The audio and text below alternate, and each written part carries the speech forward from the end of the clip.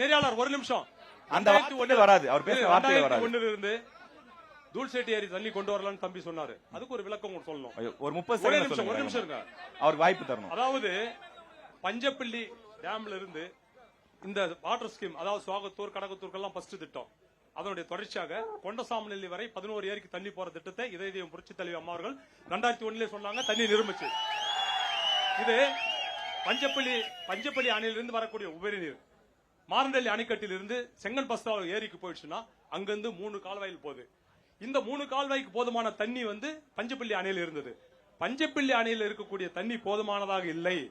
இந்த திட்டத்தை கொண்டு வர வேண்டும் என்றதற்காக தான் அதன் பிறகுதான் தூள்செட்டி ஏரி ஆரம்பிக்கப்பட்டது. அவர் சொல்வது போல 2001 ஒரு நிமிஷம் பதிவு பண்ணிருக்காரு.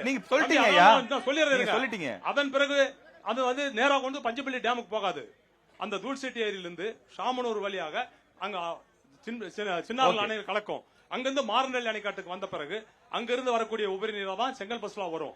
அங்கிருந்து எல்லா திட்டத்துக்கு போறதுக்கு அந்த தண்ணி பஞ்சப்பள்ளி அணை தண்ணீர் பற்றாக்குறை வந்த பிறகுதான் கொண்டு வர வேண்டும் என்ற திட்டத்தை தீட்டப்பட்டது தவிர தம்பி சொல்வது போல பதிவு செய்யப்பட்டது.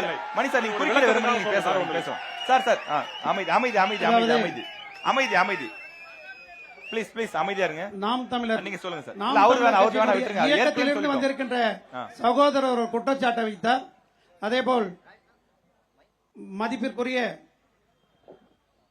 மாண்புமிகு சட்டமன்ற உறுப்பினர் ஒரு கேள்வியை எழுப்பினார். இரண்டிற்கும் நான் குறைந்தபட்சம் 2 நிமிடங்கள் முடிந்த அளவில் சுருக்கமாக வேகமா சொல்லுங்க ஐயா.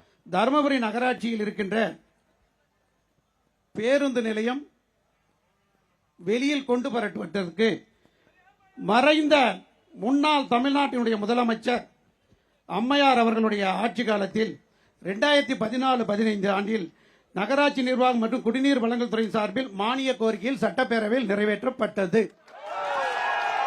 அடுத்தது தீர்மான எண் 295 நாள் 19/3/2015 தருமபுரி நகராட்சி எல்லை விரிவாக்கம் செய்த பிறகு புதிய பேருந்து நிலையம் அமைக்கலாம் என தீர்மானம் நிறைவேற்றப்பட்டது. 2 3 தீர்மான எண் 65 நாள் 17/4/2025 புதிய பேருந்து நிலையம் அமைக்க நகர எல்லைக்குள்ளோ அல்லது நகர எல்லையை ஒட்டியோ சுமார் 10 ஏக்கர் நிலம் வேணும்னு சொல்லி எனக்கு 27/6/2015 ஒரு பேப்பர் விளம்பரம் அன்னைக்கு நகராட்சி நிர்வாகத்தில் தர்மபுரியில யார் நகராட்சி நிர்வாகம் அவங்க கொடுக்கறாங்க.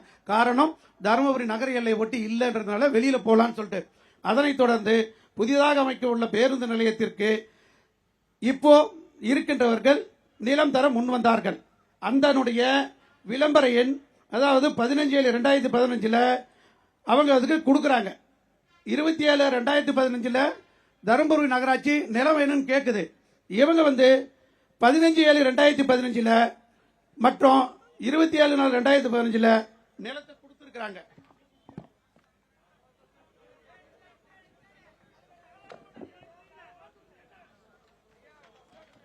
அடுத்தது தொண்டர்கள் யாரும் பேச நிலம் தருமபுரி சோகத்தூர் ஊராட்சியில் அமைந்துள்ள சோகத்தூர் ஊராட்சியில் தருமபுரி நகராட்சி புதிய பேருந்து அமைக்க தடை ஏதும் இல்லை என 5/11/2015 தருமபுரி நகராட்சி சார்பாக தீர்மானம் நிறைவேற்றப்பட்டது.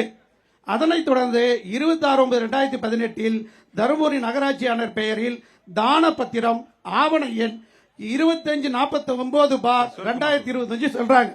சரி, இது அது என்ன ஆகுதுன்னா பெண்டிங்ல இருக்குது.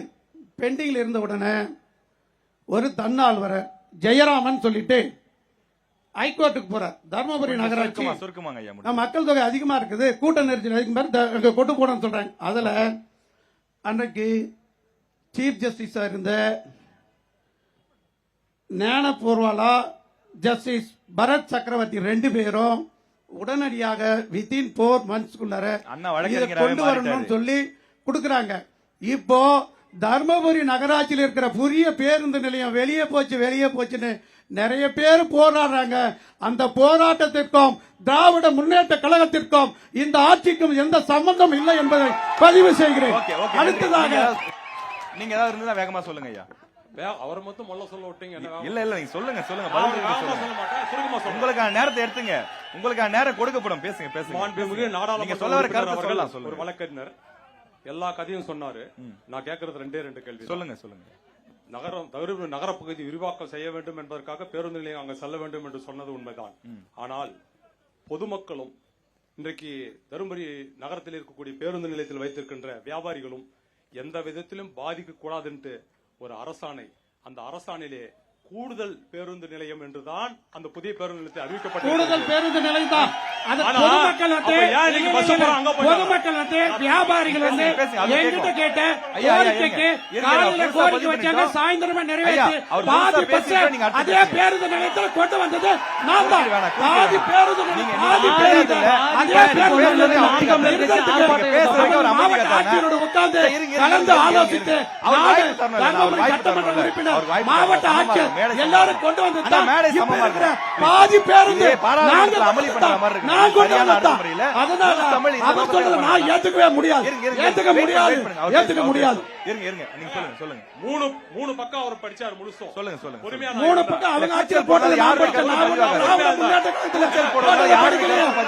அனைத்து அண்ணா திராவிட முன்னேற்ற கழகத்துடைய ஆட்சியில நகராட்சி நிர்வாகம் இருந்தது. அதைத்தான் நான் படித்தேன். நான் ஒன்றும் தவறாக படிக்கவில்லை. இல்ல நான் வந்து நீங்க இந்த மாதிரி பண்ணீங்கன்னா கலந்துக்காம போயிடுவோம். இல்லங்க, நான் ஒண்ணு பண்ண முடியாது. எனக்கு டைம் கொடுங்க. நான் குறுக்கிட்டு பேசுங்க. அவர் பேசும்போது குறுக்கிட்டு சார் ப்ளீஸ். அப்பவே பதில் கொடுத்தாங்கங்க. ஜனநாயகமான மேடை. ப்ளீஸ். சரி, நான் நீங்களே சத்தம் கொடுங்க. சரி. இல்ல அண்ணா வழியில் வந்து கடமை கண்ணியம் கட்டுப்பாடு, அந்த கண்ணியத்தை கடைபிடிக்க வேண்டிய தேவை கண்ணியத்தை கடைபிடிக்க.